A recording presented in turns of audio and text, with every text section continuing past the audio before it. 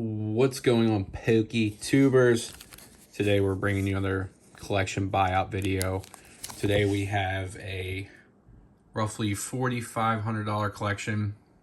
It's actually a pretty unique mix here with a lot of vintage and shadowless, and then a lot of X and Y evolutions. So it's a lot of Charizards, a lot of the base set arts from both sets, and then a lot of GX stuff, and then some Shining Fates / Champion Pass stuff.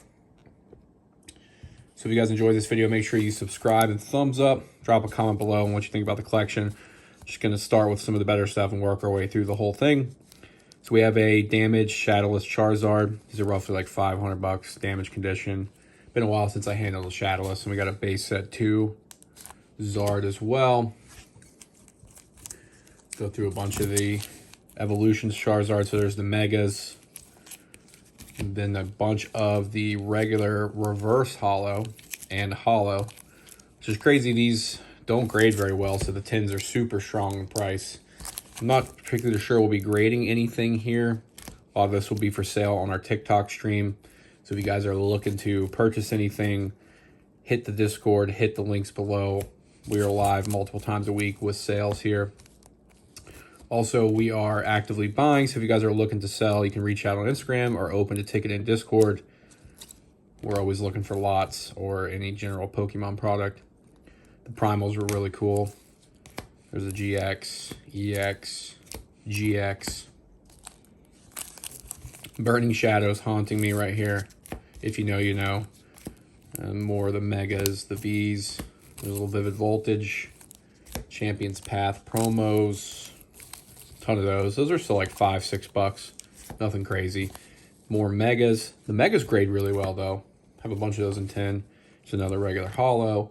Then there's a bunch of shadowless holos included as well. Various conditions. Say a lot of them are light play to MP.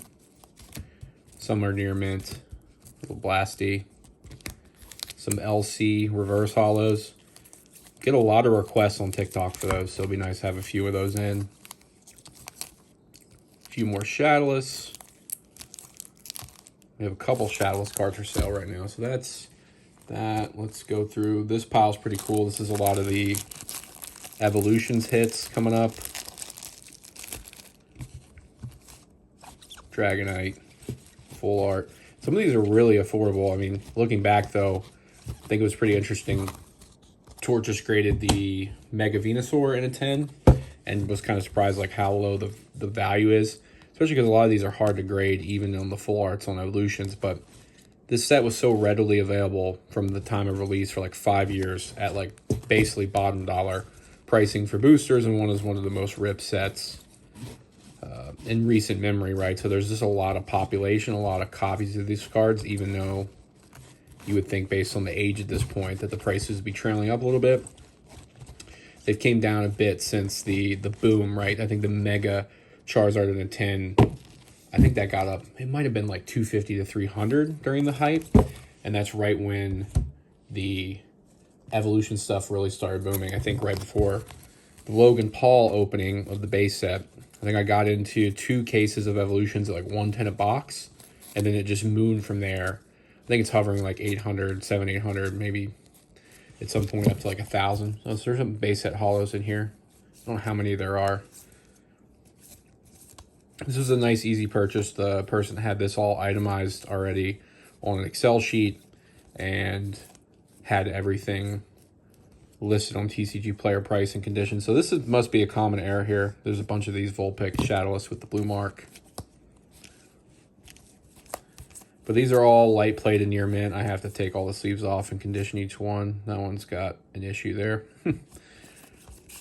Shadowless moves pretty good. A lot of these though are like $2 to $5 depending on. Some of the uncommons are a little more rare, like the Haunter sometimes is a little better. The Arcanine, I think. There's a Dragonair that probably does pretty well depending on condition.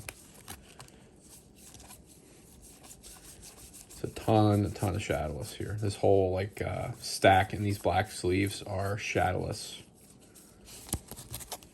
Shadowless is still relatively affordable. I think it's like a good buy on a lot of the holos and stuff. Even these ones in a 10 are pretty affordable and a unique look. There's a damaged one, but kind of in an interesting era right now. I just running around general topics that I'm seeing is people pointing out the Magikarp from PE being the price it is in a tin. I know I posted a really nice raw copy and had people heavily inquiring because the pull rate is so low and the tin price is so high. And there's been some, debates on like, why would you want this card that's so new versus some of these older cards? And obviously, as always, it comes down to like population reports. And Magikarp has a huge demand no matter, what. It's one of the top Pokemon that people individually collect. But we'll see if that plays out similar with the Ghastly here in Temporal Forces, because that one's been trailing up a bit. But I think, I'm always heavy on the vintage, but I am currently, also collecting all the new alt arts that I enjoy. There's a subset of people that prefer the modern art, which is completely fine. I don't really have a huge personal preference. I appreciate all the different art styles, but the Magikarp in the long run, especially PE, is not, there's single packs flow around, but it didn't get a huge print run comparatively in terms of availability. Those boxes trailed back over 100 as SV, and then Paradox Rift set $80, right? So it's just what is the total population going to be, let alone the pull rate is so hard, and then the cut quality on the ARs is just not guaranteed 10, and we saw that getting worse with 151, where right now 151, it's, as most modern things, it's PSA 10 or bust. You can see the upward prices on the starter ARs, and getting a 10 is really guaranteeing you a high return if you pull it yourself. I love that Charizard. Super affordable. But yeah, that's where we're at, right? So that's why when I say, will we grade any of this? If you look at the high-end cap, unless one of these Charizard Hollows from Evolutions is looking like a 10, there's not a lot of juicy opportunity here to grade. Especially when it comes to Shadowless and 8/7s and down, just not a ton of upward mobility there because there's so much of that floating around already. So I'll look over these Charizards. Maybe there's a 10 candidate. I think I did grade one reverse hollow 10, and at one point I think that was up to 2K. Not sure where the reverse is at versus the regular hollow, but I've graded so many copies, and it's just comes down to population. Demand definitely matters. Pop report definitely matters. Unique versus rare. That's just two different conversations, right? But so here's some more evolution. So all these hollows do really well on the stream. People really like the base set prints, and these are affordable way to get a nice copy for a couple bucks. I think most of these hollows here are $2 to $3, and then some of these reverses do pretty decent. You can get $1 for them. Put them in a bulk bin. The Muse, really sick. One of my favorite kind of arts from that set. Was still hoping we would see another set like Evolutions at some point with a different set or another generation. But also it came with this. I'm not going to show it. There's a whole binder with just hundreds of reverses from Evolutions and other sets, kind of all organized by type. So there's a bunch more of that. It's a bunch of the secret rares. Team Rocket. I forget, that one is not hollow. I'm not sure if that comes in a hollow. I can't remember. Thought it did, but maybe not in Evo. We got a bunch of rainbows, which another interesting conversation is they discontinued rainbows. I was not the biggest fan of them. Still really not. Obviously it's just an easy way to duplicate a card, but we've had people come through the stream hunting rainbows exclusively just because of the hope that, no longer printing rainbows, they'll go up. So these are really solid, like Espeon, Lapras. It's all Sun and Moon based stuff. A lot of this 2017, right after XY ended. These are all do really well, high demand. The Champ's sweet, and they're also relatively affordable, but people are hedging that these are going to go up. This is $50-$60 a Lily. Super nice. This is one, if this was super minty, I'd say let's go ahead and rip a grade here. It's a little off center top to bottom, not really any whitening, so it's definitely an opportunity there. But it's just what is your capacity if you get a 9? Are you still at the $60-$70 market like you are with most cards?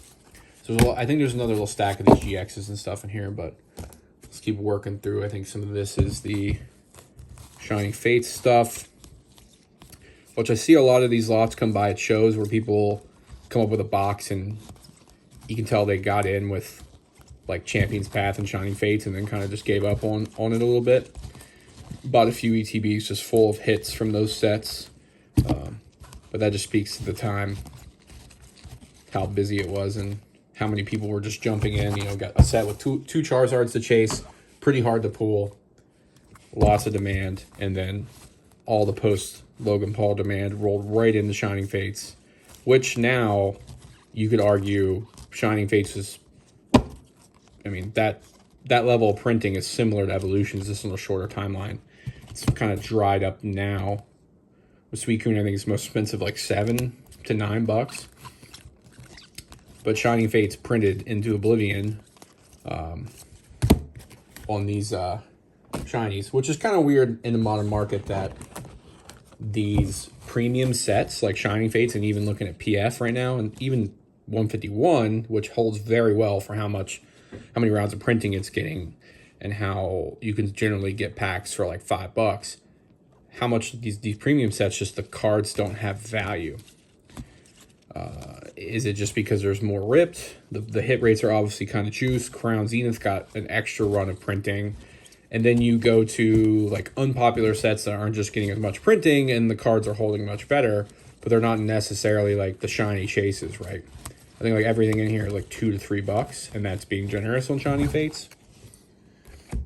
Still really cool cards that just, you know, don't get the love because they're so affordable. So we'll see where that goes with PF, which arguably has a lot more Gen 1 shinies than the other two sets.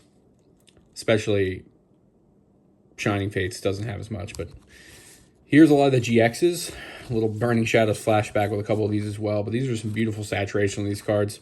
But even these textured moderns as well, they're like $2 to $3. So it's very interesting how the pull rates across the different types of cards and the texture or quality doesn't necessarily dictate the value at this point. Just a few years ago, like a textured trainer, you would be like, wow, this is an expensive card. And now you know how many I have that are in the dollar bin.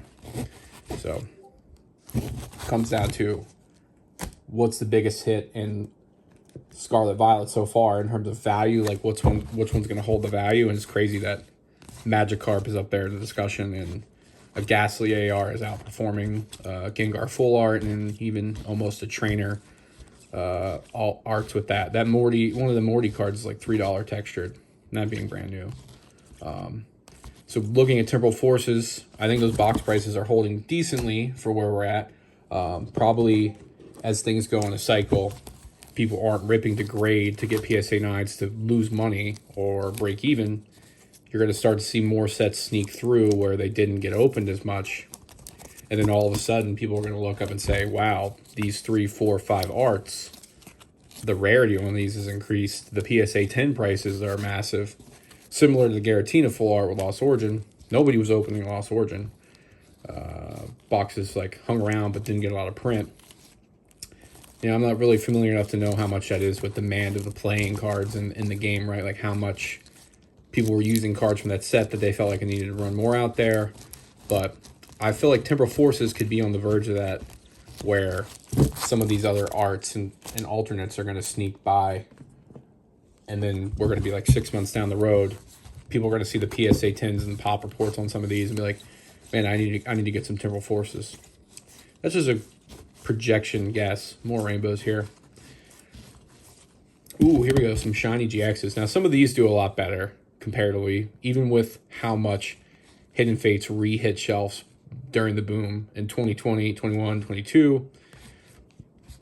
I think I finally removed my position down on all the Hidden Fates. That's really cool for regular EX. So much of these EXs are like $2 to $3. This one may be a bit more. There's some that are randomly more, but generally these EXs from any of that era, XY, are just like $2 or $3. But I haven't seen that one in a long time. That's 2015.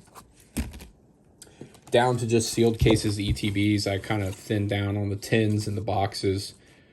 Just trying to make the sealed collection a little more stable in terms of keeping everything compact and stackable, right? So I just really am tired of the big V boxes and all those things. You know, you move them around, they get damaged. I think the last little bit I'm holding on to in terms of those types of boxes is the Evolution ones, just because those were so short printed, and those alternate art promos are absolutely insane. I say I can appreciate the new like premium collections that are 11 packs in the smaller box. It does deceive the value a little bit, even over at Monco Cards, like people not knowing what the value they're getting because the box is so small, it's not representing everything that you see in it. But I do appreciate that those will become more stackable, more compactable. But at the same time, they made those boxes smaller, and then they turn around and make the booster bundle more of like a square, which is kind of cool how it sits, but now it's like takes up more space with the same amount of packs. Kind of, they're all over the place. But here is what I believe is the final stack of the collection. So as I mentioned, guys, we are buying. Hit the Discord, hit the Instagram DMs. These will all be available on the TikTok stream coming up probably Monday, Tuesday. This will probably start as a subscriber only stream for those sales, just because we do offer all new inventory to our subscribers first. There we go. Greninja's nice. A couple more V's. There's your little Champion's Path hits. Shout out Desi if he's watching this video. He opened 3,000 packs of Champion's Path, dude. Had tons of complete sets. All right, well, that's our first video in a while, like real sit-down video. Reformat a computer, need a new editing software. So this is just raw iPhone footage. But if you enjoyed the video, like I said, thumbs up, subscribe if you're new. Keep watching those vendor POV videos. Hope you guys really enjoy them. And I'll catch you guys in the next one.